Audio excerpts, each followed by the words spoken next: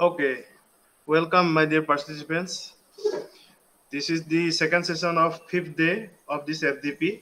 Today we have with us Dr. Kumar Baruah from Tezpur University, who is an associate professor in the Department of ECE, School of Engineering, Tezpur University. He has done his MTech from Department of ECE, Tezpur University in 2007 in Electronics Design and Technology.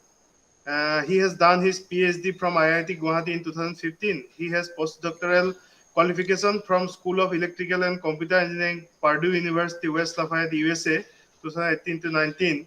His specializations are nanoelectronic devices, reliability of electronic devices, chaotic circuits, embedded systems, biosensors, and flexible electronics. So I will hand over this session to Mr. Ratul Kumar Baruah so that he can deliver his talk. Thank you. Okay, thank you so much for your kind introduction.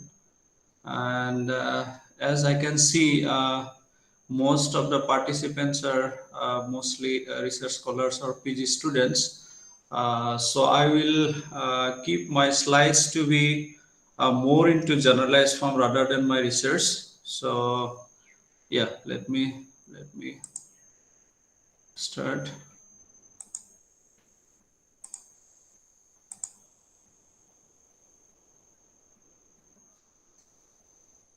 Okay, so screen is visible, right? Yes. Okay.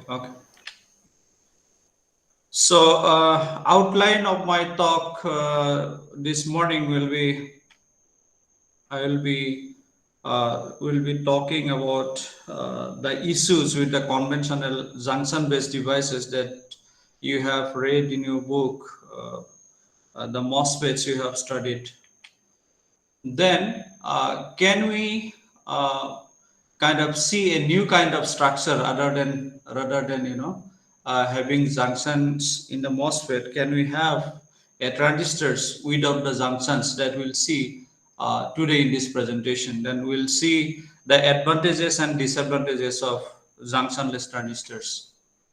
Then we'll see how to improve the electrostatics of the junctionless transistors. Can we increase the off-state current of a junctionless transistor so that it can be scaled even to lower channel length, and you can accommodate more number of transistors to the chip.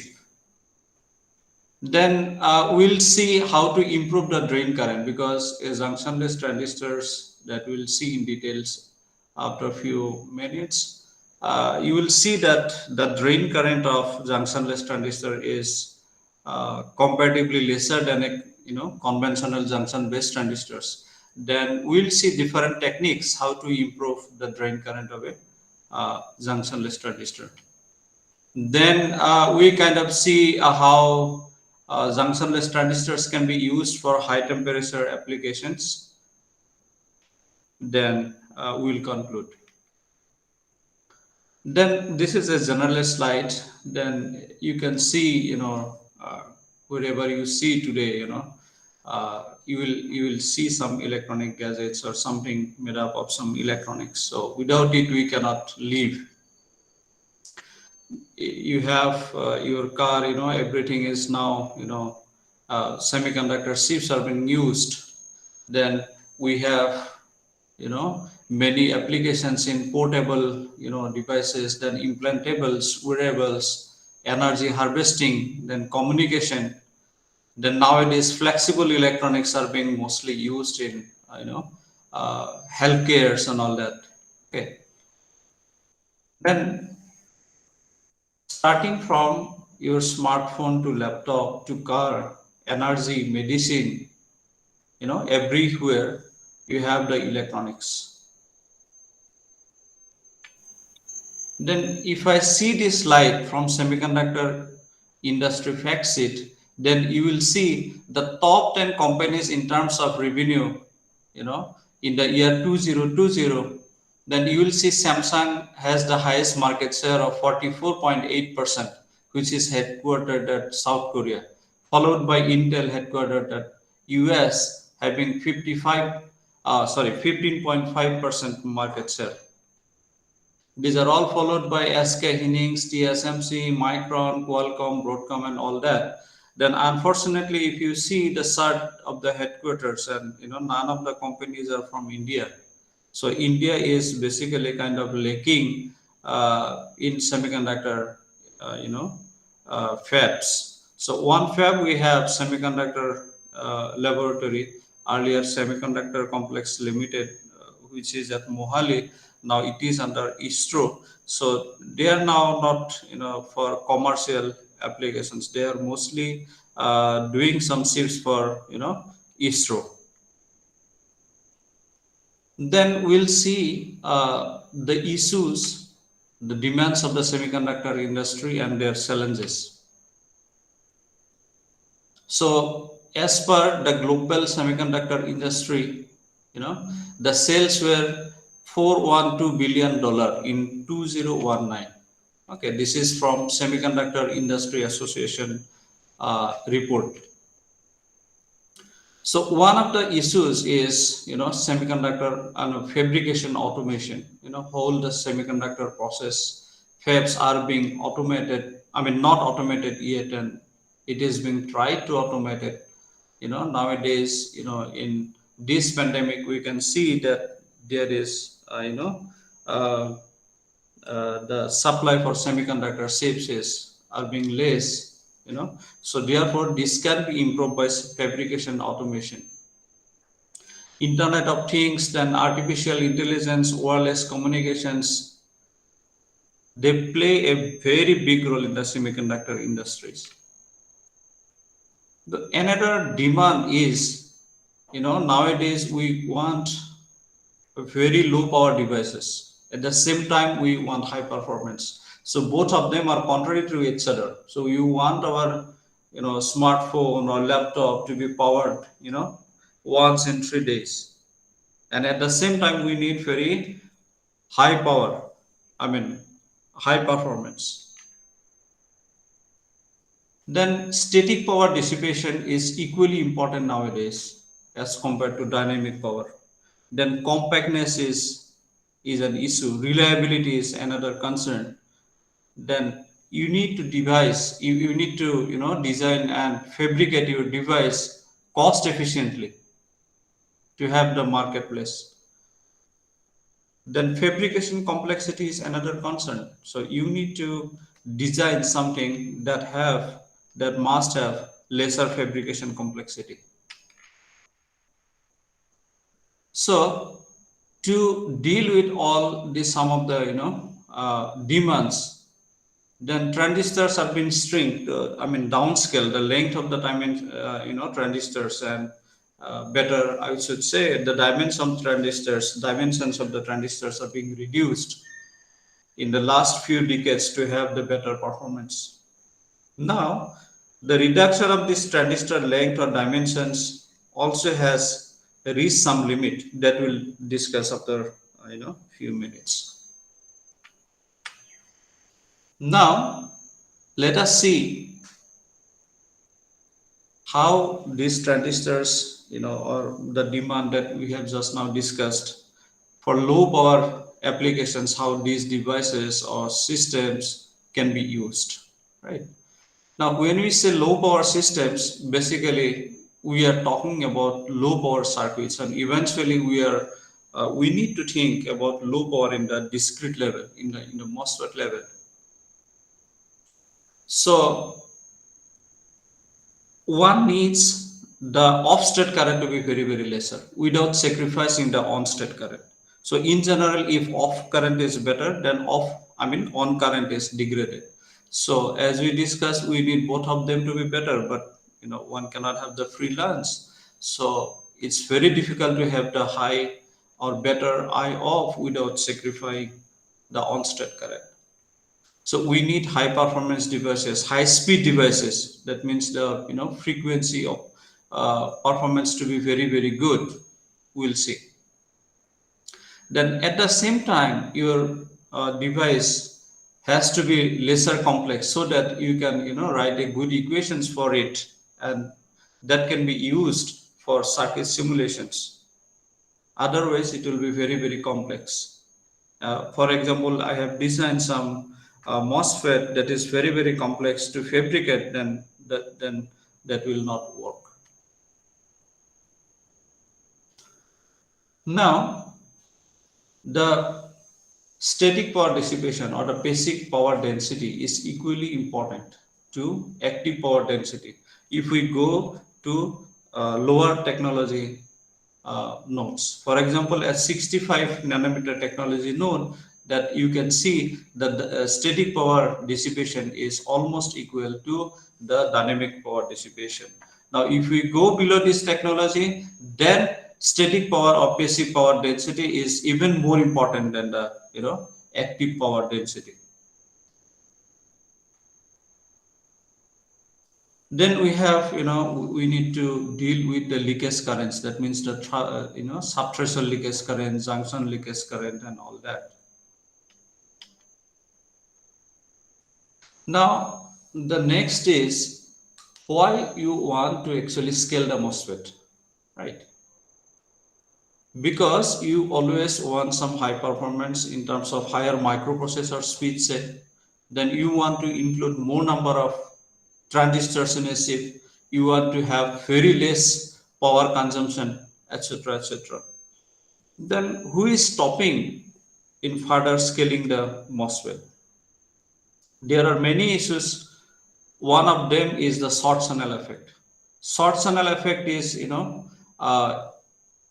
degradation of threshold voltage, then degradation of subthreshold slope, then degradation of drain-induced barrier lowering. Okay, so with the reduction of channel lengths. Then there are some other physical lengths, limitations. For example, when you reduce the device dimensions, at the same time you will reduce the the operating voltages and other voltages, for example. Then you cannot reduce the supply voltage at your will. Okay, so if you reduce the supply voltage, then your transistors will not be in saturation. That means you will not get the best performance of the device if you reduce the device voltages after a certain limit. So therefore, taking into consideration of all these factors, it has been very difficult to reduce the channel length after a certain limit. Then people are kind of thinking that is this the limit of transistor scaling? Answer is no. People are always kind of thinking something new. Then we have something to play with the materials. So for example, silicon was the material in last few decades. Now people are kind of thinking of new materials. For example, 2D kind of materials where you can reduce the channel length even further. Okay, so probably this I will skip. Okay, now the one just now I have told.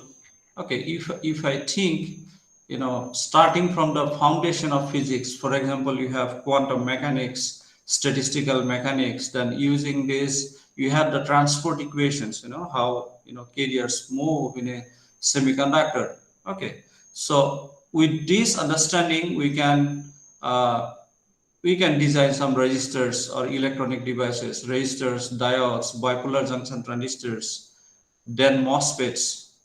Now, knowing the principle of operation of these devices, you can design some application specific,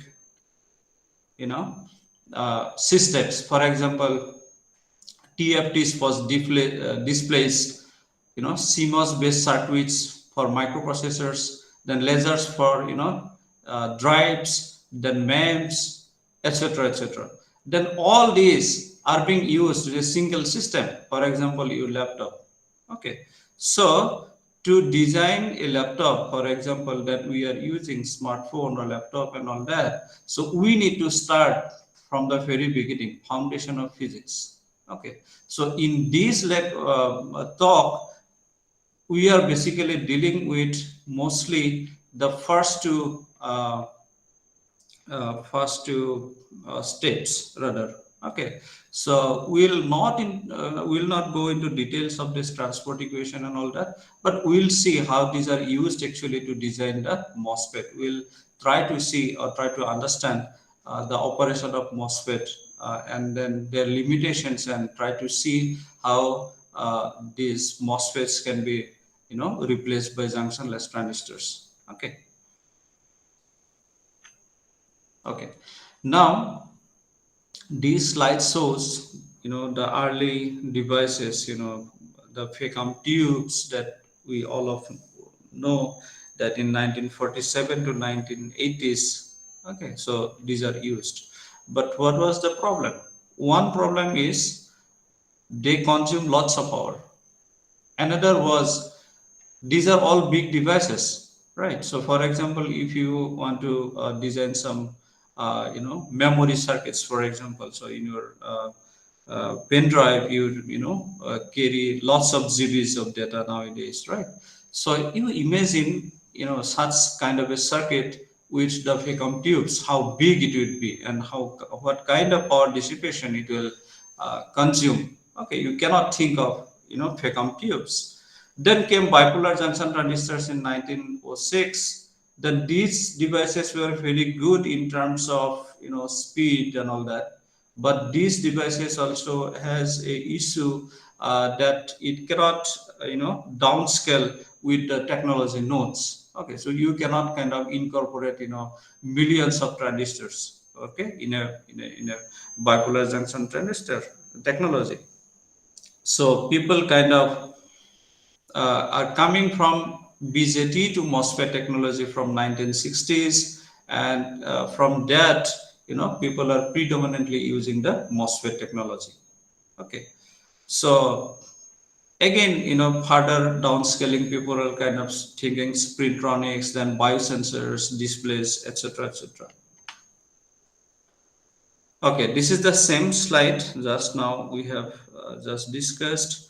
Then if we are considering, these devices, for example, bipolar junction transistors, maybe, diodes, BJTs, and MOSFETs, all these devices, what they are doing basically. So these devices are for controlling the carrier flow in a device. For example, if I take a piece of semiconductor and, I take two uh, contacts and connective voltage, in between them, then if I want to control the flow of carriers, or I want to, pass some current through this semiconductor, what things I need to know, or what are the important points that deals with the conduction of current in this semiconductor piece, are, we need to understand the, transport, as usual, transport with scattering, then non-equilibrium statistical mechanics, then quantum mechanics, equilibrium statistical mechanics. Then also need to understand the chemical composition of this material, then crystal structure, then how this material is behaving with different kind of temperatures, then doping, etc., etc. Then only we can understand, or we can control the flow of electrons in a piece of semiconductor. So with this understanding, then when we'll use this piece of semiconductor to devise a MOSFET, then all these characteristics, or points, will be important to us while writing the equations for the MOSFET. So this slide shows, different types of semiconductors. Mostly we'll be using in this talk. Basically, the crystalline silicons will be used. So where atoms are arranged in a regular and repetitive pattern. So in this talk, we'll be using silicon as the material, and also we'll use silicon carbide for high temperature applications. So if you see the periodic table, group 4 elements who has 4 electrons in the, as valence electrodes, they are mostly used as semiconductors, good semiconductors. So silicon are being used in several decades because it has some advantages. One advantage is if you want to have uh, oxides on it. For example, if you want to have silicon dioxide on it, it's very good in terms of, in the interface there is no trapping of electrons, so almost nil kind of trapping of carriers in the silicon dioxide interface. This is one. And second is, silicon devices generally consume lesser power. uh, so therefore silicon is predominantly used. But then germanium has very high speed compared to around 10 to the power 3 times higher speed than silicon. But silicon is mostly used. But again, that depends on the applications. For example, you want to have a moderate speed, and you want to have a moderate power consumption, then you can use combinations of different materials. For example, you can combine silicon and germanium. So different uh, uh, for example, you can use 50% of silicon, say 50% of germanium, and you can have different combinations, or maybe 70% of silicon, 30% of germanium. Okay, that depends on the applications. So in this periodic table, there are different components, compounds you can form. Then, for example, group 4, group 6, okay, group 3, group 5, etc., etc. Then you can have different alloys, etc., etc. Now, all combinations are not possible. This is because of this mismatch, then also instability of these materials. Okay. Now, as I have already told, BJT has the issues with the shrinking of technology, then power consumption. Okay.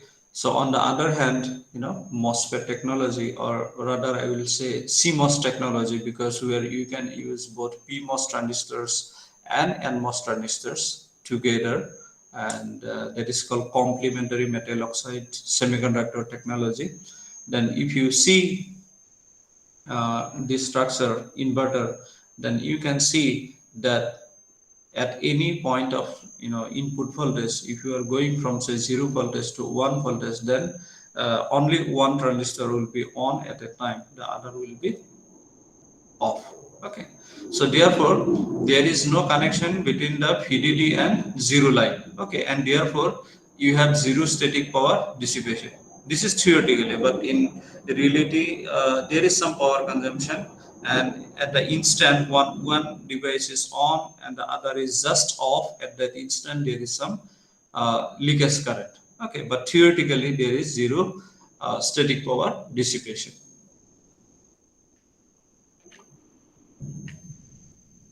Okay. Then here is the main topic that we want to discuss today. So MOSFET, which stands for metal oxide semiconductor field effect transistor. So as you can see, this is the metal, then this is oxide, this layer is semiconductor, metal oxide semiconductor, then field effect transistor. Field means we are talking about the electric fields, right? Now this MOSFET works, on the principle of parallel plate capacitor. Okay, so you have two kind of, semiconductors or some conductors. Okay, conductor 1, say, and conductor 2, and you have a dielectric in between them. The principle is, if you apply some positive voltage in one of the plates, then same amount of positive voltage is repelled from the other plate. Or in a sense, you can say, if you apply some potential in one plate of certain polarity, same amount of charge of opposite polarity is developed on the other plate. Okay, so this is the principle of operation. Now, so unlike the BJT transistor where we had 3 electrodes, right? Then you have emitter, base, and collector. So basically you had 3 electrodes there. In a MOSFET, we have 4 electrodes. One is source, then gate, drain, and the third, fourth terminal is the body terminal or the substrate terminal. Okay. So if you can see in the structure, so at the end, we need to control the flow of carriers in the semiconductor, right? So you have a semiconductor. Okay, So we need to control the flow of carriers, right? So here we can compare this as with the water tap, for example, right? So electrons are being sourced, right? They are drained somewhere, and this flow of electrons you can control with the help of gate, just like the water tap, right? How can we control? You can either make it off or you can make it on, right? So how can we do that? So this is with the principle of parallel plate capacitor. If you give some positive voltage here, let us say 0 voltage, okay, that means you are not giving any surge in this parallel plate capacitor. Okay, now if you increase towards the positive voltage, right, let us say, then what will happen? So you have the positive surge because this is p type, you have holes here. These holes will be repelled from the this plate, right? Plate 2. Then you have some immobile negative surges, right? So more positive voltages you give, you have more and more negative immobile surges like this. Okay, the same picture is drawn here. Okay, this is called the depletion region. That means this region, from this region surges have left, right? Now the electrons, okay, the source is the sourcing the electrons. Okay, so electrons from the source region can pass to the substrate region only when you have the potential in the substrate region to be higher than the this junction potential, isn't it, that we studied in the PN junction diode, right? Now if the positive voltage that you give in the gate potential or gate electrode is such that the potential developed in the substrate region is more or less, I mean, is greater than or equal to this junction potential, then electron starts moving from the source to the substrate region and eventually towards the drain region, right? So electron starts moving from the source region through the channel, I mean through the substrate region towards the drain. Now, if you do not apply any voltage in the drain region, what will happen? The situation will be just like this. You have two water tanks and there is a part in between them, but if the water levels are equal, then there is no further flow of water. Okay, what you will do, you will apply some potential in the drain. Okay, positive potential at the drain terminal, then what will happen? So electrons will start moving towards the drain. So more and more voltage that you apply at the drain terminal, you have more and more carriers flow towards the drain terminal, right? And therefore you have current. Okay, so the current in a MOSFET is governed by two equations. One is called the non-saturation current and the other is saturation current. If you see, so current is directly proportional to the mobility of carriers. Okay, so we are discussing this because we will be using these terms in coming slides, right? So mobility of the carriers is very, very important. Then oxide capacitance, then ratio of the width and length of the device, then how much gate voltage you give, right? Then the drain voltage, right? The IDPGS characteristics looks like this. This is the IDPGS characteristics. If you draw the semi-log axis, it will look like this. Okay. So this region is okay. Maybe I have drawn a very straight line. It's okay. So this region is called the linear region. Okay. Then after this, when the channel is inverted, okay. Earlier, if you see the earlier structure, originally we had holes in the substrate region, but because of the application of the gate voltage, after certain gate voltage, we can see we have electrons which is negatively charged in the channel region. That means we can say that the channel is inverted, right? So okay, so after linear region you have saturation. Okay, so rather I will say inversion region. Okay, again there are different kinds of inversion. When electrons just starts flow, then we'll say this is weak inversion. That means even though inversion just happened, number of carriers are less, which is moving from source to the drain. Therefore, we'll name this as weak inversion. Then if if you increase the gate voltage, then you have the number of carriers are increasing. We'll say this is moderate inversion. Then if you increase the gate voltage beyond that, then we'll say this is strong inversion and or saturation region. So okay, this is the ID and drain voltage characteristics. Now this is fine. This we have got in books. Okay. Now what are the issues of this transistor? Okay. So because we were talking about reducing the transistor lengths and all that to have higher performance. Now what are the issues of this transistor to achieve that? Okay. So issue is we cannot reduce this transistor beyond certain limit. Why? Because there is increased short channel effects, right? And there is also limitations in terms of supply voltages and all that. Okay. Now when we are saying about technology nodes, we remember the Moore's law given by Gordon Moore in 1965, who said that number of transistors in a chip will double in every 18 months, and this has been followed till very recent years. Now people are talking about more than Moore's law, right? So if we see the technology node in 1971, people used 10 micrometer technology. That means the distance between the source and drain region was 10 micrometer.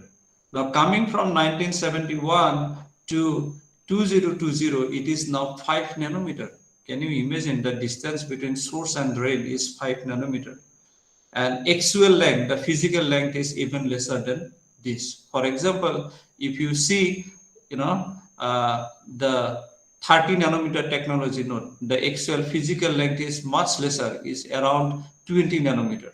Okay, so therefore the length between source and drain is very very less in terms of nanometers. Okay, now what will be the issue? Issue is if we see the structure, the MOSFET structure, then in this structure we are not discussing any kind of electric field, in the horizontal direction. We were only talking about the vertical electric field. Okay, because of the gate. Now, when the channel length is reduced to such a small distance, in terms of say, we are talking about 5 nanometer, where physical length is even lesser, let us say 2 nanometer or so, then you can imagine the length between source and drain is so less that instead of having the vertical electric field, now you have both vertical as well as horizontal electric field,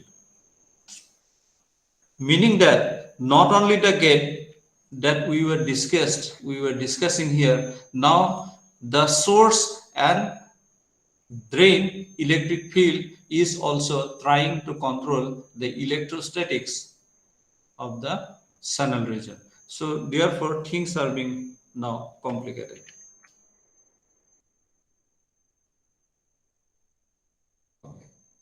Now how can we kind of overcome this, right? Now there are many techniques. One is structural or architectural engineering, then scaling, then device engineering. These are some of the techniques. Then we'll see one by one. Then for architecture, people are coming with different types of solutions. The one just now we have discussed is the single gate buck transistors, buck MOSFET. Then people are kind of thinking about, these are already being used for many years, SOI devices. Okay, SOI is silicon on insulator. So in the earlier, just let me tell you. So this is source and drain you have oxide and you have metal, right? Now, instead of this, people are now introducing one, oxide layer. Okay, introducing one oxide layer. This is called the buried oxide. So as oxide is buried in the silicon layer, so this is called buried oxide. So for this, what is the advantage? The electric fields that are coming from the drain region towards the source, then they are, you know, coming through this. So therefore, this electric field, is now reduced. Therefore, short channel effect is reduced with the help of SY transistors. Now, people are designing circuits or devices with multi-gate transistors, then double gate instead of one gate that we discussed here. People are using two gates, right?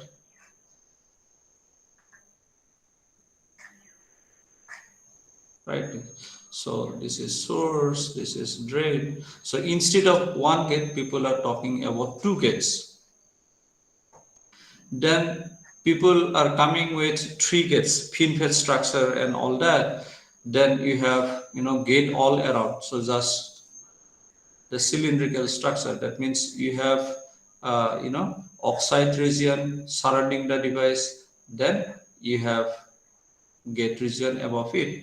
So meaning that if you have more number of gates, then you can better control the electrostatics of the device. You can better control the flow of carriers in the device, and therefore you can reduce the channel length further, and therefore you can use it for lesser technology nodes.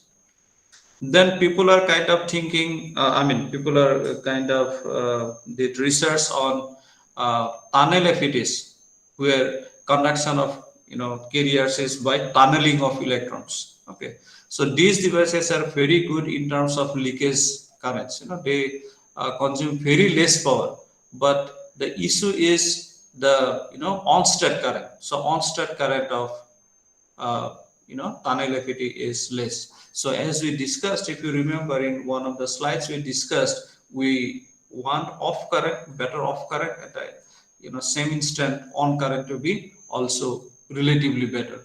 So tunnel FETs has this limitation. So people kind of then thought of different materials, for example, carbon nanotubes, then graphenes, single electron transistors. So single electron transistor, so electron transfer is by a discrete way, not continuous. So these are the different kind of materials people or devices people are doing many research. So these devices can you can operate these devices to have very lesser power consumptions, but then there are fabrication issues. Then cost effectively fabricate these devices, and there are many other concerns. Then for device engineering, as I have already told, people use different kind of materials, silicon, germanium, and combination of these materials.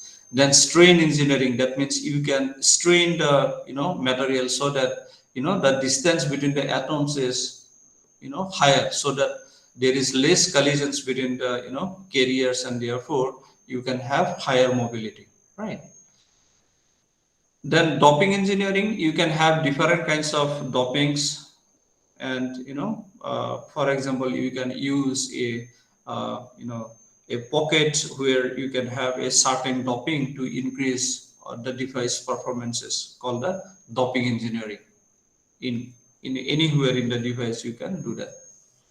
Then gate engineering. In the gate engineering, you can have different kinds of gate materials with different work functions. Then oxide engineering, you can have different oxide materials with different permittivities. For example, you can use high K oxide materials, then you will have advantages over advantages on that. For example, the oxide layer thickness has already been reached 1 nanometer. Okay, so 1 nanometer is 1 or 2 atom thick, right? So there is a issue of leakage from the gate, right? So using high K materials where the effective oxide thickness remains same, but the physical oxide thickness you can higher, you can increase. So with that, leakage can be prevent it. Okay. Now, probably I will not go into details of this.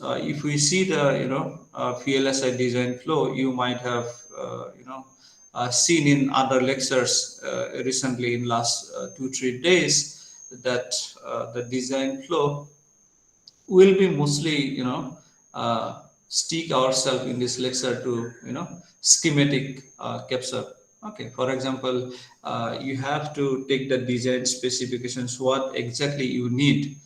Okay, then you will accordingly have a schematic. Okay, so with this schematic I can, for example, achieve this. With that, then probably you will do the simulations, then you will make the circuits, then you will design the layout, then you will set the design rules, extractions, right? And at the end you will have post layout, right? Now each step, for example, you will design the schematic and do the simulations, and you will try to see if you have achieved the design specifications that you intended at the start, right? So if not, then you are kind of again look back and see if schematic is fine, right? So for example, if you are talking about low power, then with the circuit you will see that have I achieved that goal. If not, then probably we'll see different kinds of devices, different types of architectures, right? Now here we'll see this with a TCAD, right? So device simulator.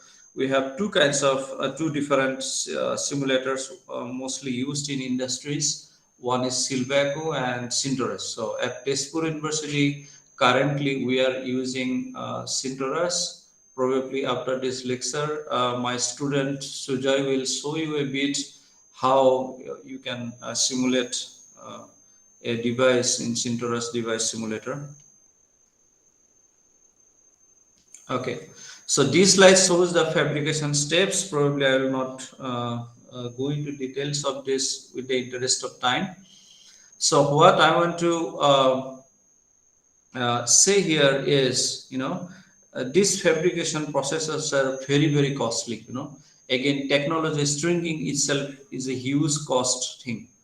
So whatever you design, you need to precisely think and use the architectures and all that. Okay, so that you can save money and save time as well, right? And at the end, when you want to design something, you have to think about the fabrication in terms of fabrication. Okay, as I have already told, something that is not fabricable, or with having high complexity in fabrication, okay, which will lead you to very high cost. Okay, and also there may be technology failures as well if it is very complex thing, right? So if I can do the same thing with a very easy device, then it is always, appreciated, right? Also, you need to write equations for this MOSFETs. It is a very complex. Then again, it will be difficult to understand the underlying physics of it. Also, if you write a very difficult equation in terms of very lengthy equation, then at the end you have to use these devices for circuit simulations. It will take longer time, right? Then here comes the junctionless transistor. Okay, so to reduce the fabrication cost, to reduce the complexity in fabrication, people are now kind of thinking a transistor without the junctions. Okay, so in fact this transistor has already been fabricated commercially and are being used by a company called SK Hinek. And for example, they have commercially uh, uh, fabricated some memory chips. Okay, now if we see the transistors, the normal transistors, just now we have discussed, you have two p-n junction diodes, right? One is between source and substrate, and another is between substrate and drain. right? So these are two back-to-back p-n junction diodes, and therefore, if you don't apply any voltage, you do not have any current. With the application of voltage at the gate terminal, and you allow the electrons to flow, and therefore you have current. This we have already discussed. Now, what if we remove this junction? We do not have this p-n junction between the source and substrate region and substrate and drain region. If we remove this, can the transistor will work, right? So uh, Professor Coolins, he first came up with this idea, followed by the idea of J. Lilienfeld, who first, theoretically gave this idea in 1925, in fact, just before even coming the MOSFET structure. But at that time, the technology available, did not allow him to fabricate it. But this was theoretically told in 1925, right? So at that time, it was called gated register. Okay. Now using this technique, Professor Coolins at Tyndall National Institute, he came up with the junctionless transistors. He just removed the p-n junction diodes, uh, you know, from the MOSFET structure. Okay, and this is the device. For example, you can see the source, channel, and the drain has now uniform doping. For example, in a MOSFET, the source and drain are doped around 10 to the power 20 per centimeter cube, and the channel is doped around 10 to the power, depending on the architecture, 10 to the power 15 to say 10 to the power 17, 18 per centimeter cube, right? Now, in junctionless transistors, we have uniform doping. That means both source, channel, and drain have the same kind of doping. Okay, but the doping concentration in the channel region is high as compared to earlier. It is around 10 to the power 18 to 10 to the power 19 per centimeter cube. Okay, I will tell why this is so. Then we have, for example, for N type of MOSFET. Okay, earlier we used source and drain region to be N type, while the substrate region to be P type. Okay, so for N type MOSFET, the structure was N, P, and N kind of doping, right? Earlier. Now here we are doping with the same polarity of charges. This is N plus stands for highly doped, right? Then in the earlier case, for example, silicon substrate, we used n-type polysilicon. For example, 4.1 work function of 4.1 electron volt to, let us say, 4.8 electron volt, depending on what kind of threshold voltage and what kind of device dimensions you use, right? But here it is just the opposite thing, right? For N type of MOSFET, we use P type of polysilicon. Okay, so there is a reason. I will tell you in a minute, right? So if I draw the structure here,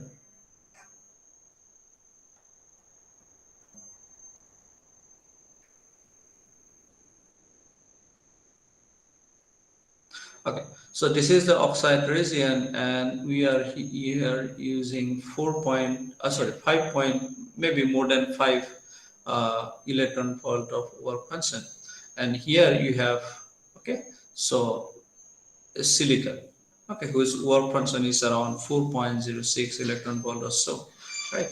Now there is a huge work function difference between the gate material and the silicon material, which is around, say, more than 1 electron volt, right?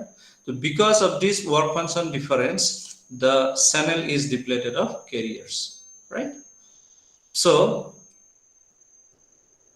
unlike the conventional MOSFET, now here the operation is because of the work function difference. Depletion is because of the work function difference between the gate material and the silicon material.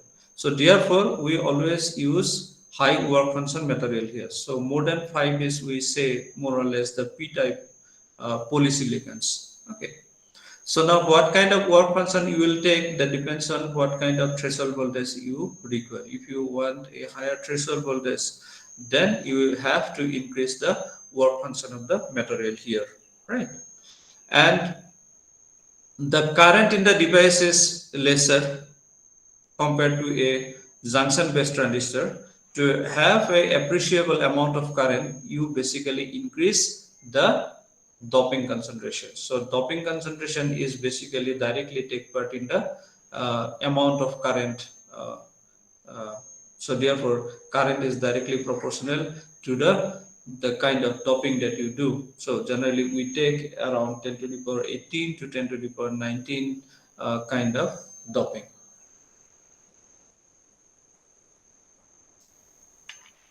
Okay, so if you see the band diagram, okay, so if you have gate voltage which is lesser than the threshold voltage, then the channel is fully depleted. Okay, now again, uh, let me tell you, to have the full depletion, your uh, substrate thickness to be very lesser. You cannot have a very high or a higher thickness devices. In that case, your depletion will not be fully depleted. So you cannot work with this device at a better offset device, or you cannot use this device as a better switch. Okay. So one of the requirement is your silicon thickness to be very less, say 5 to 10 nanometer. Right. So this is also a limitation, right? Now, if you increase the gate voltage beyond threshold voltage, okay, so it will come out of full depletion, then it will be partially depleted. If you increase after that, then band will be flat, called the flat band region.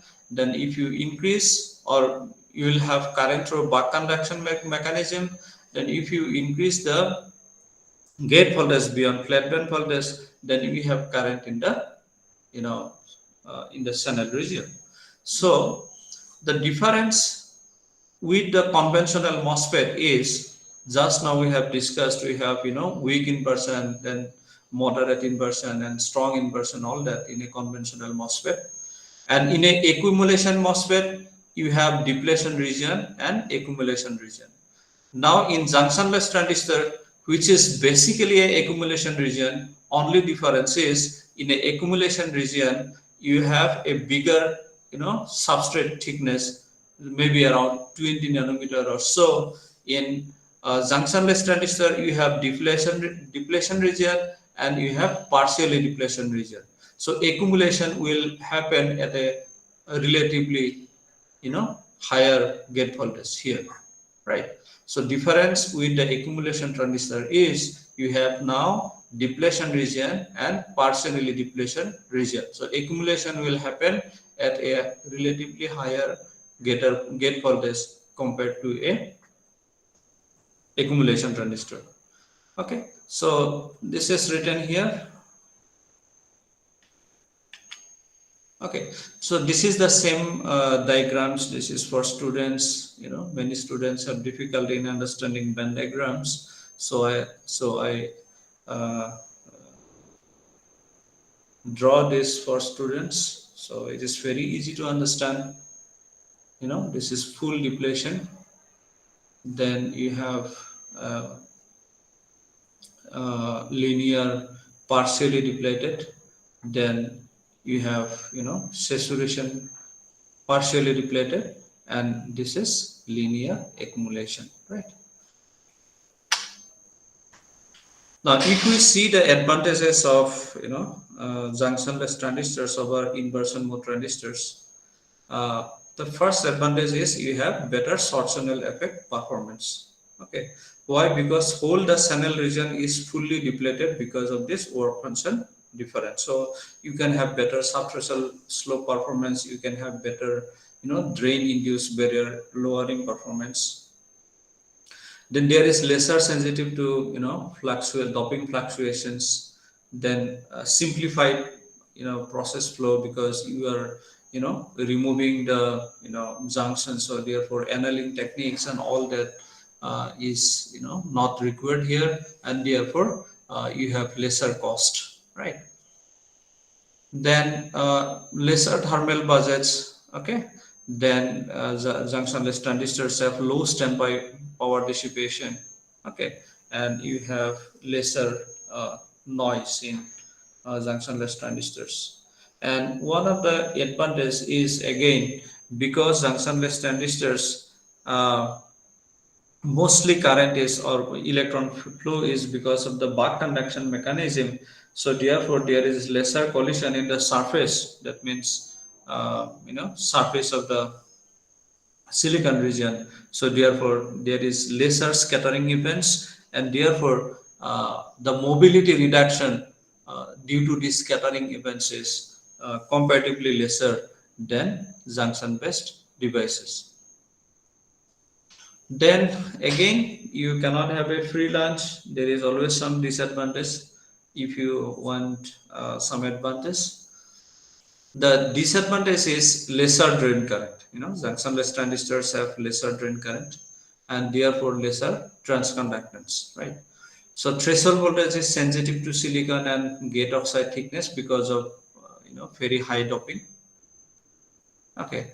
Then highly doped uniform doping. You are using the source, channel, and drain doping are uniform, right? 10 to the power 9 kind of doping is very high, and uniform kind of doping in the whole region is challenging.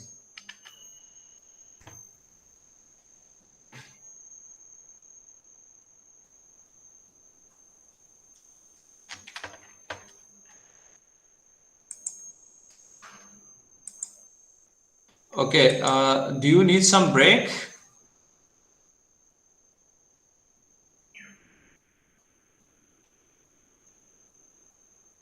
Opurpada?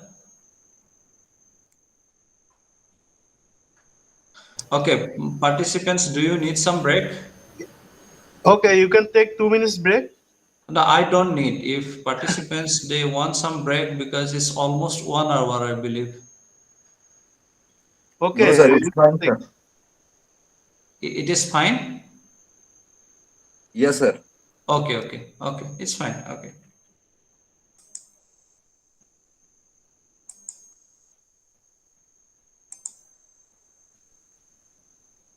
okay.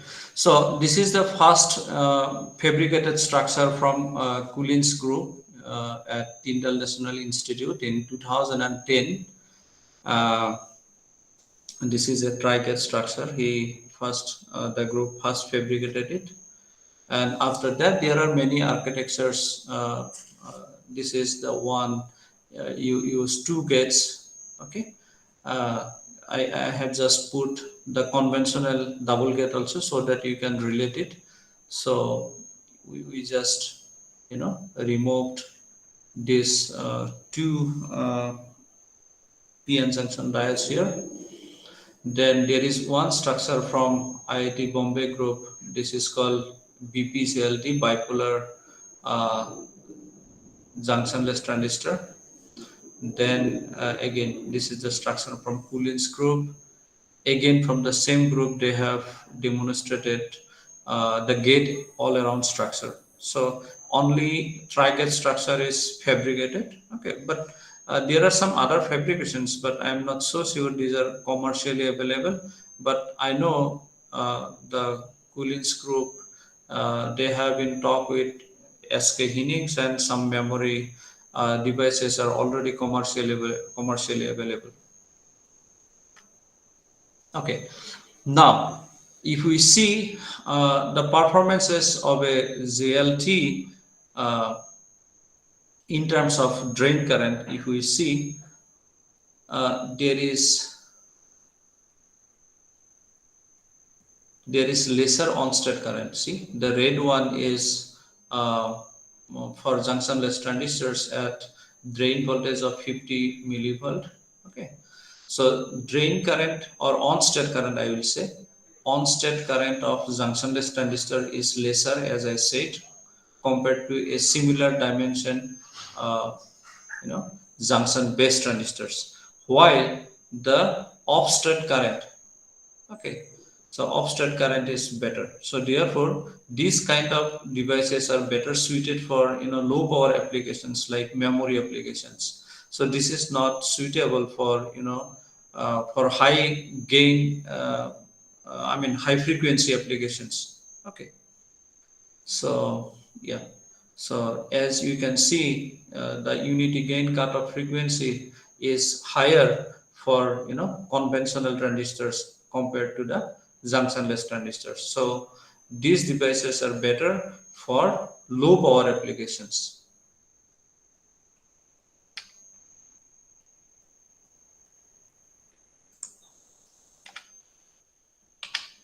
Okay, so next we'll see that even though junctionless transistors, the offset current is better than conventional transistors, there is enough room for its improvement. Okay, so we'll see how the offset current, because at the end of the day, if we want to reduce the channel length, we need to see the electrostatics to control.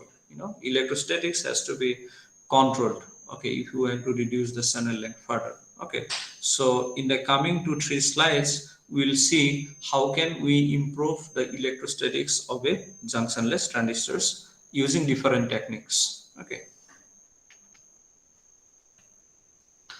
Now, first we'll see how can we use high K dielectrics instead of using silicon dioxide as a gate oxide material. Okay, because as I have already told, if you reduce the oxide thickness, so because we have already at 1 nanometer thickness, oxide thickness, so there is tunneling current from the gate, right? So we need to reduce it. One way of reducing it is using high K materials, right? So the advantage of using high K material is you can have the same effective oxide thickness, but at the same time you can increase the physical thickness. So this way your leakage current will be reduced. Okay. Now here in this slide, I have shown that using high K dielectric materials. For example, if you go from lower K to high K materials, see, so lower one is for silicon dioxide. Okay, 3.9 K, 3.9. If you go towards higher values, then if we go from 3.9 to high K materials, let us say I have taken till K is equal to 100, but in general we do not use this. We use hafnium oxide or zirconium oxide, something like that. So where K is equal to 22, okay. So then this offset current is degrading, right? But let us see the threshold voltage and the double performance in comparison to a conventional MOSFET. So threshold voltage is decreasing for both the MOSFETs, but as you can see, for junctionless transistor, the reduction is much lesser than the conventional transistors. At the same time, drain induced barrier lowering is also increasing, okay, for both the devices, but the increase with high K is much lesser than the junctionless transistor. So high K dielectric is favorable for junctionless transistor. Now we will see the use of spacers on both sides of the device to have a better performance of a junctionless transistors. So spacer is nothing but an oxide layer. Okay, for example, this is the gate oxide, this is the gate oxide. So spacer is nothing but use of an oxide region on both sides of the gate oxide. Okay, now what is the importance, or what is the advantage of using spacers that we'll see here.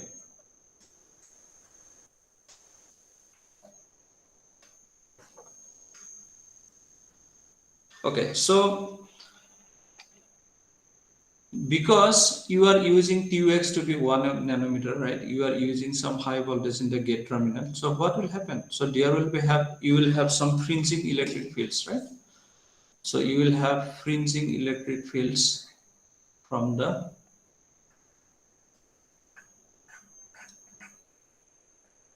okay.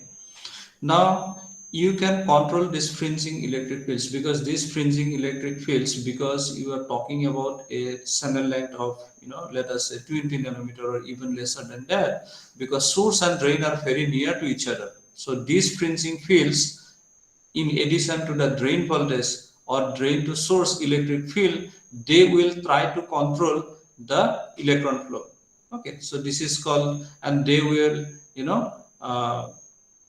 control the the barrier of electron flow, that is called FIBL, frame induced barrier lowering in a conventional MOSFET.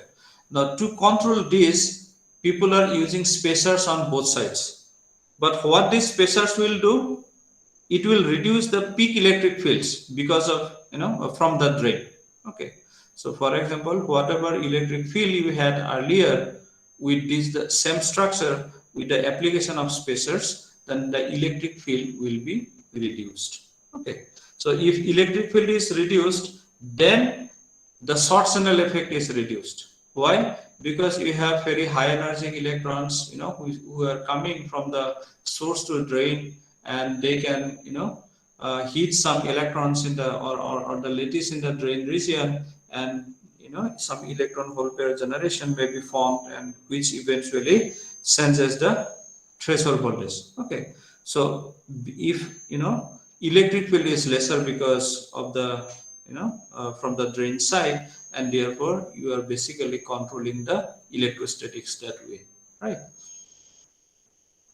Now if you see in the structure, if you increase the spacer dielectric material, now you can use different spacer dielectric material. So I have shown here for, let us say, air, then aluminum oxide and hafnium oxide. So if you increase the spacer dielectric, okay, for, let us say, for a particular oxide material, you keep the oxide material same, and if you increase the spacer dielectric constant, then you will see for a higher spacer dielectric constant, then there is better electrostatics, even though on-state current is almost marginally, decreases. Now, instead of this figure shows the ion by ion for different combinations of gate oxide material and spacer dielectric materials, right? Then you can see that with the increase in the spacer dielectric constant, ion by ion increases for different oxide, gate oxide materials. But for silicon dioxide, or for the oxide material having the lower K value, then ion by ion is the highest. Okay, so spacer dielectric material, higher spacer dielectric material, higher K spacer dielectric material in combination with the lower K gate oxide material gives you the highest ion by ion, right? So we'll see. Okay, so this is the same architecture, same principle is used. Now here, instead of one gate oxide material, we are using two gate oxide materials. Okay, earlier we had the uniform or the same gate oxide materials. Now we have divided the gate oxide material into two parts. One is high K part, and another is low K part. Again, if you use low K gate oxide materials towards the drain side, then again electric field be more controlled, and you have lower better electrostatics. Okay, so with this structure we simulated and found that this structure can even have better performance in terms of electrostatics. Okay, so conclusion from these two slides is IF decreases and ion marginally increases with different spacer dielectric materials. Okay, but this is not the case in tunnel FETs and junction based transistors. Okay, in tunnel FETs just the opposite. Also in tunnel FETs and junction based transistors, the characteristics for p-type MOSFET and n-type MOSFET is different. Okay, if the for n-type MOSFET ion decreases, then for p-type MOSFET it is not the same, traits are not the same, but in junction-based transistors this is always the case, right? So ion by IF increases with spacer dielectric constant, then unity gain cutoff frequency decreases with the increase in the KSP value, right? So in conclusion, high K spacer has better sorptional effect, low power and high gain applications. Then low K gate oxide combined with high K spacer offers the best subtracer performance. Okay. So next we will see how to improve the drain current in a junctionless transistor. Okay, because we have talked, because the current in a junctionless transistors, unlike in conventional MOSFETs, here it depends directly on the carrier concentrations, right? So therefore, you need, because these devices are using a very high doping around 10 to the power 19, so there are more chances that there are more collisions and mobility degradation. Okay, but because these devices mostly work in the bark conduction mechanism, so therefore the reduction of current or reduction or the decrease in the mobility is comparatively lesser. Okay, so we'll see how to increase the mobility in junctionless transistors. So we'll do this by using dual material gate. Okay, so instead of one metal, okay, earlier we used one metal. Now we are using two metals. Okay, metal 1 and metal 2. So these metals, you can have different combinations of different lengths, and etc. etc. So accordingly the device performance will vary. Okay, so in this structure we have shown you that if the lengths of the two metals are same, okay, then the device performance is the best. Okay, so in this structure we have considered two metals. One is having 5.2 work function, metal 1, and metal 2 is having 4.7 work function, right? Okay, now using this technique, what will happen? If you see the structure, the potential curve, the blue line in a normal MOSFET, in a conventional MOSFET, so it is somewhat like this. This is a linear characteristics, right? So it is monotonously kind of increasing to some extent, and okay, then again potential is increased faster, right? Now using this dual material gate technique, so the electron is moving. Okay, so electron is moving in the channel region. Okay, as soon as it reaches this point, okay, where you have different metals, then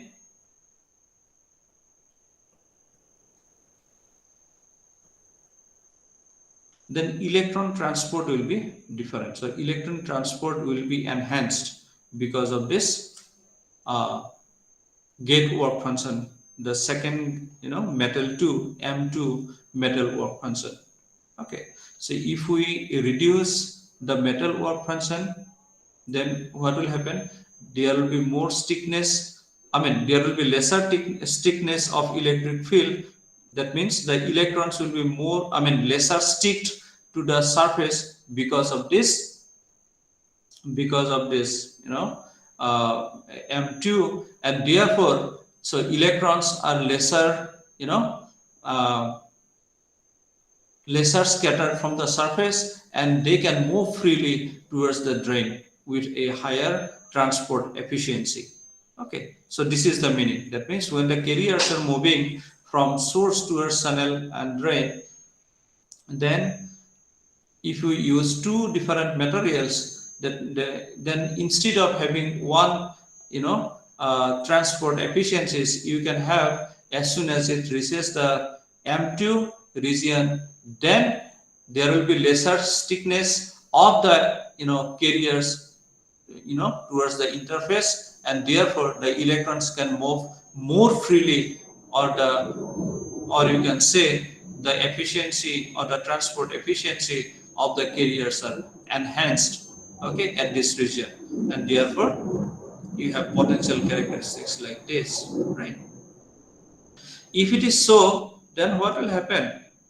If you see the electric field, so see, there are two electric fields. Instead of one electric field, you have now two electric field. One is towards the source region and another is towards the drain region, right? And if you see the electric field towards the drain region, it is even lesser than the electric field in the source region. So then you can see that this is there is lesser suppressor slope, and therefore the current of this transistor is enhanced, and therefore the transconductance is enhanced. So if you see here the blue line, this is the uh, drain current of a conventional MOSFET, and the red one is the drain current with the dual metal technology. And if you even use spacers, then it is even slightly improved, and so you can have almost kind of a 1 decade current improvement at a voltage of, let us say, 0.9 gate voltage, right? Okay, now we'll see junctionless transistors for high temperature applications.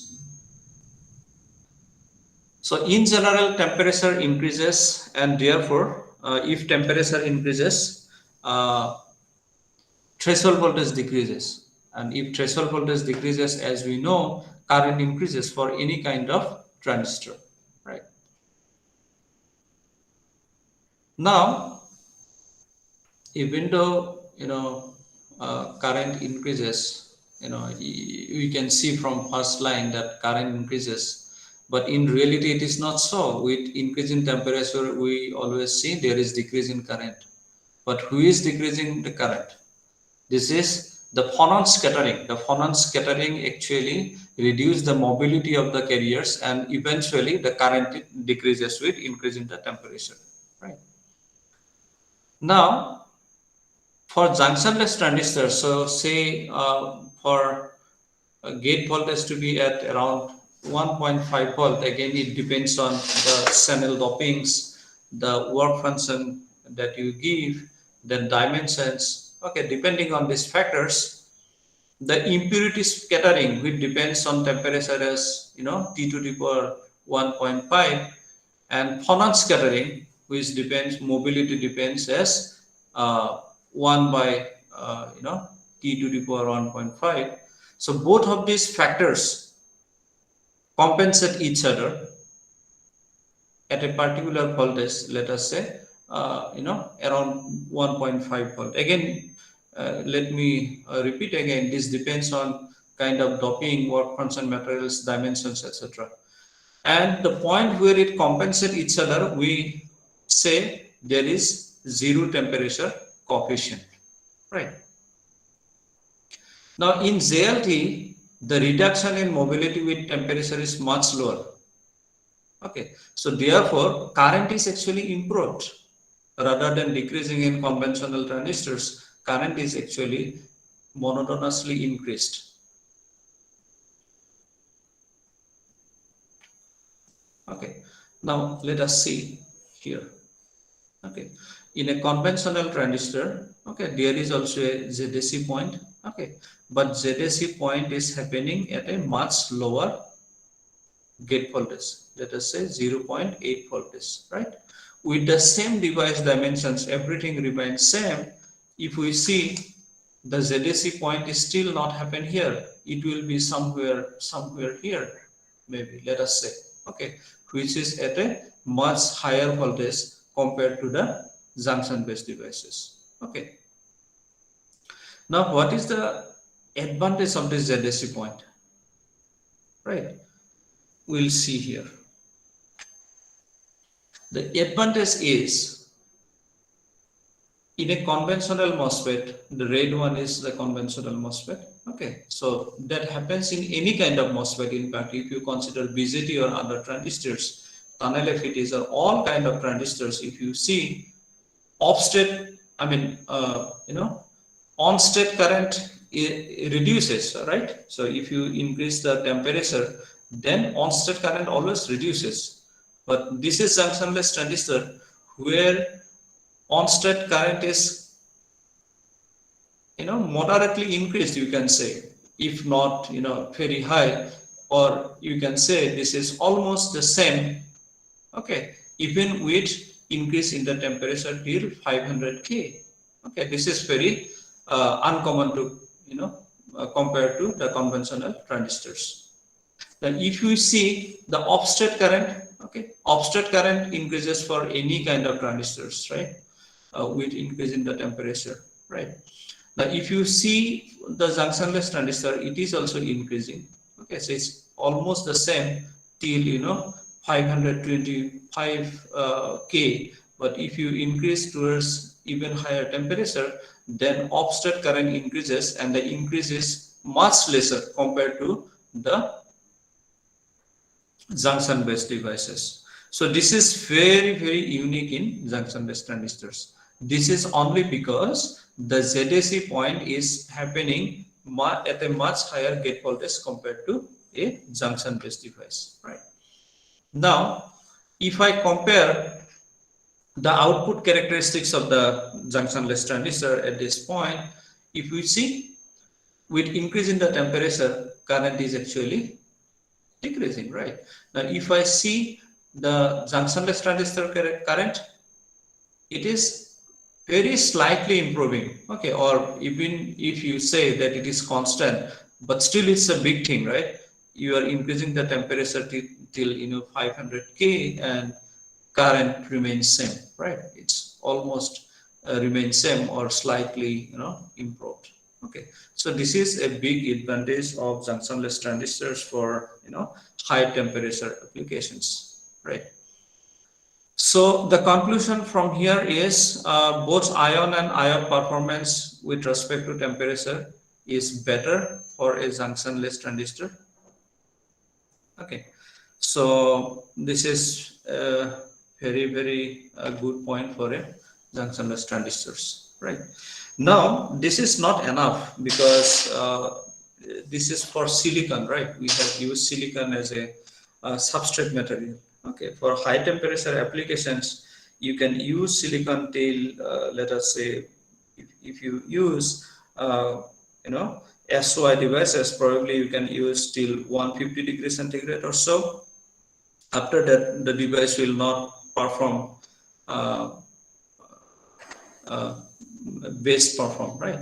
So therefore, for high temperature applications, you need to choose some material with high band gap, right?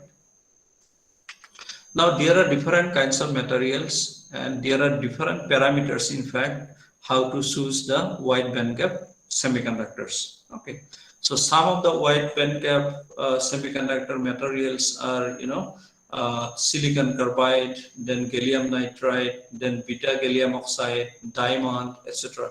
All these materials are being looked for high temperature applications, right? And there are different parameters, and people have have research on it extensively, and uh, you can go through it.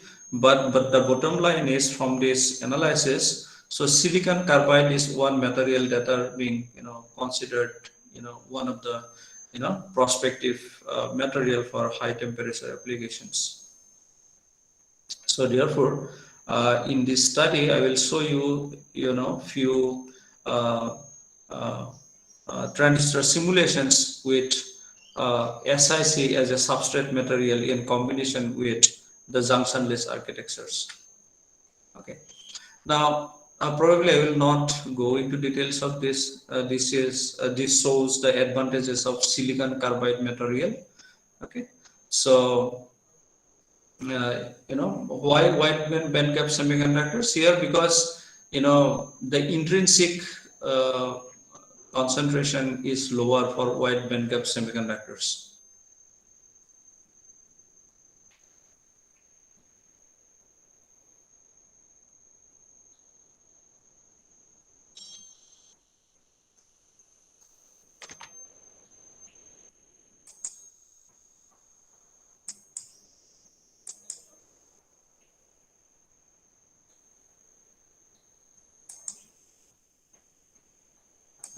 Excuse me, am I audible?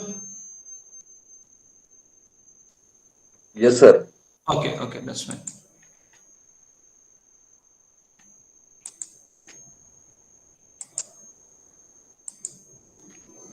Okay, because we use wide band gap semiconductors, because intrinsic carrier concentration is much lower.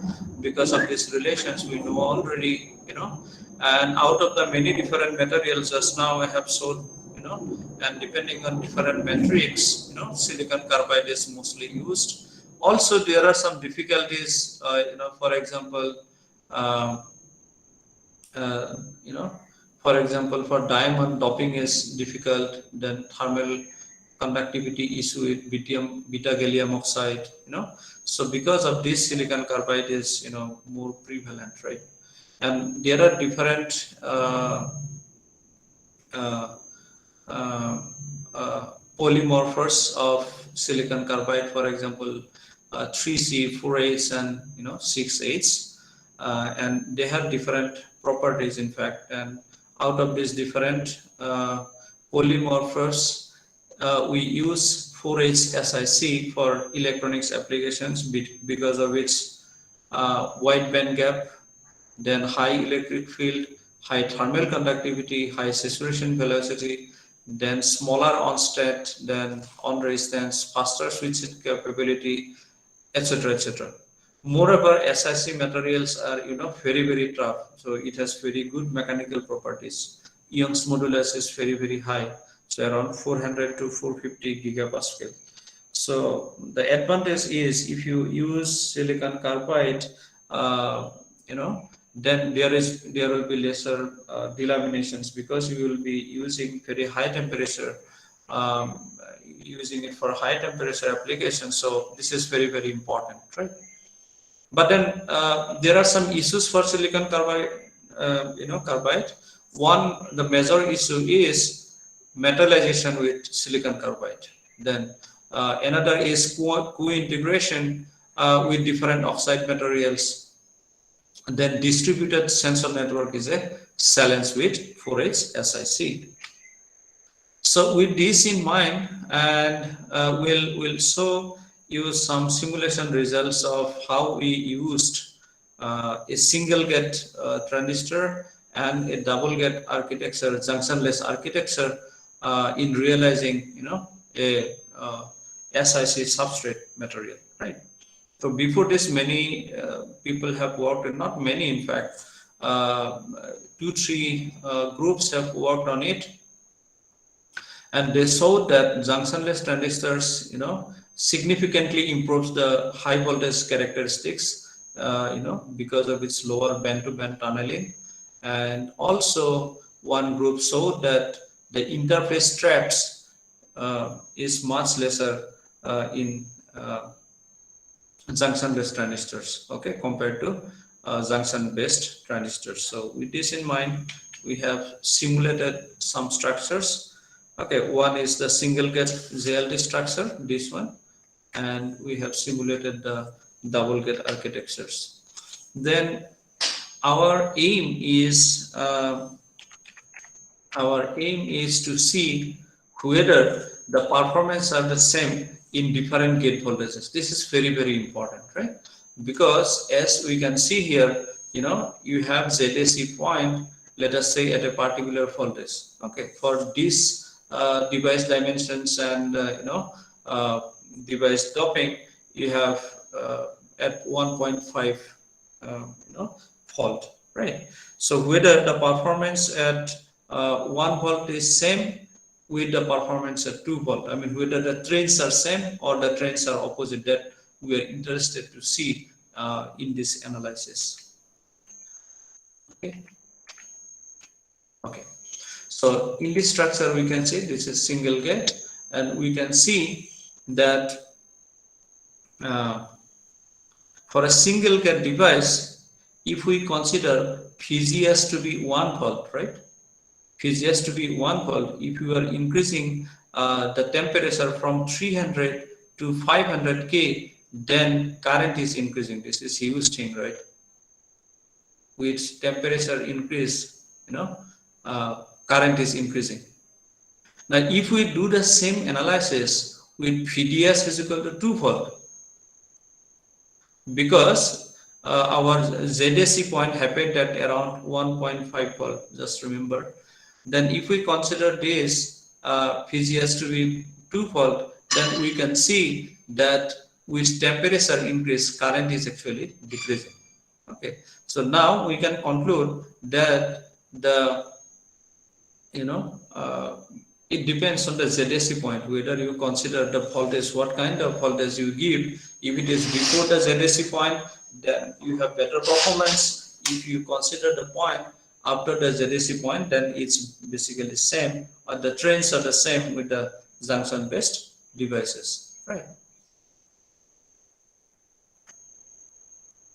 Then these are the studies with different, we studied this for different silicon thickness. Then we wanted to see, is there any dependency with the silicon thickness of this structure. Then we can see that, so this is the trends are the same for different kinds of silicon thicknesses, for different kinds of dopings, etc., etc. Then we can see here that okay, for a junctionless transistor, you can see the point at which you want to find the transconductance. So transconductance is nothing but the differentiation of the IDVGS characteristics that we saw. Then transconductance, it gives that with the sense in the gate voltage, how the device is responding, how drain current is responding. Okay, so transconductance gives that, right? So here we can see, depending on the gate voltage, the transconductance trends are basically different. Okay, so yeah. Then intrinsic gain, GM into R0. Intrinsic gain depends on the power capability of a single device, discrete device. Okay, so you can see that for junctionless transistors, okay, intrinsic gain decreases for both junctionless transistors and conventional transistors. But for junctionless transistors, the decrease is much lower. The percentage of decrease, I should say, much lower than the conventional transistors. So here also the same. Okay, for different voltages we can see. Okay, the same thing we try to see with double gates architectures as well. Now here same observations we saw. For example, if you work at VGS is equal to 1 volt, then current is actually increasing with temperature. Then if we consider 2 volt, then current is actually decreasing with temperature. Okay, so this is a boost converter because the title is how can we use a junctionless transistors for circuit. Then I kind of thought that at least I will show one circuit. Yeah, so this is the boost converter, and we increase the temperatures from 300 to 400 degree. Then we saw the efficiencies, the change in the efficiencies of this boost converter. Okay, so using SiC as a substrate material. Then surprisingly, even at 380K, the efficiency is 80%, right? So this work is done by my colleague at Purdue University. So using the device, then you basically extract the parameters from the device and write some algorithms, and you connect it to the uh, boost converter circuit that you do in mentor graphics.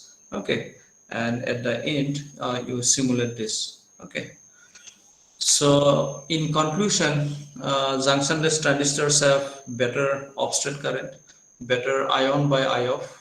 Okay, so junctionless transistor is better suitable for memory applications. Then junctionless transistors have very uh, high voltage, high temperature applications. Okay, so thank you so much. So we are almost 1.5 hours now. Thank you for your patience. So if you have any questions, please go ahead.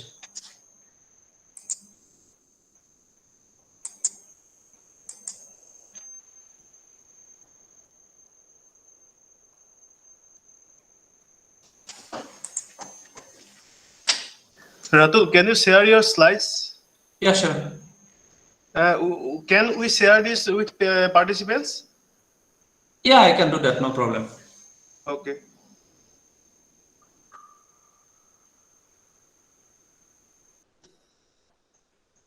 Any questions? I can take few questions. Any questions, participants?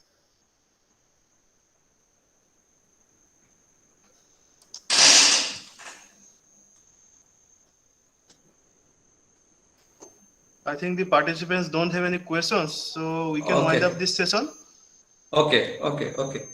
Thank you so much for your invitation, and I have probably mentioned my email ID. And if the participants have any question, then they can email me. I'm available. Okay. So I think thank you so much again for your invitation. Yeah. Thank you, Dr. Ratul Kumar Baruah, for your informative talk. Thank you again. Yeah. Thank you so much. Should I leave? Yes. Okay. Thank you so much. Okay.